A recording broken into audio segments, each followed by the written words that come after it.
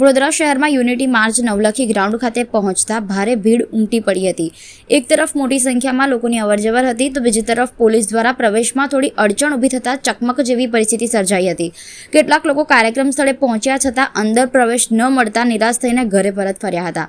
નવલખી મેદાન ખાતે સરદાર ગાથા કાર્યક્રમ યોજાયો હતો, જેમાં લોકો મોટી સંખ્યામાં જોડાયા હતા।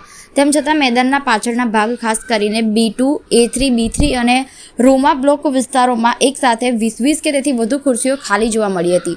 અન્ય વિસ્તારોમાં પણ છૂટીછવાઈ ખાલી બેઠકો જોવા મળી હતી।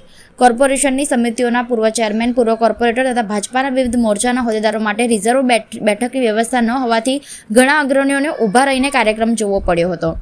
ડાયરાના મુખ્ય કલાકાર કીર્તિદાન ગઢવી અંદાજે પોણો કલાક મોડા આવ્યા, પરંતુ તેઓએ જેમ જ તેમનો ડાયરો શરૂ કર્યો કે અગાઉ ખાલી દેખાતી ખુરશીઓ પણ ઝડપથી ભરાવા લાગી। રાત્રે યુનિટી માર્ચના અવસરે નવલખી મેદાન ખાતે ભવ્ય લોક ડાયરાનું આયોજન કરવામાં આવ્યું હતું। શહેરમાં મેયર પિંકી સોની, ધારાસભ્યો, મંત્રીઓ, કોર્પોરેટર, ભાજપના અગ્રણીઓ તથા મોટી સંખ્યામાં નાગરિકો ઉપસ્થિત રહ્યા હતા।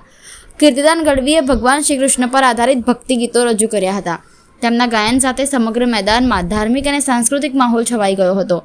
ડાયરાના સંગીત પર મેયર પિંકી સોની સહિત કોર્પોરેટરો અને મહિલા અગ્રણીઓ ગરબા રમતા નજરે પડ્યા હતા। યુનિટી માર્ચના સ્વાગત અને લોક ડાયરા સાથે શહેરમાં સાંસ્કૃતિક ઉજવણીનો ઉત્સાહ જોવા મળ્યો હતો।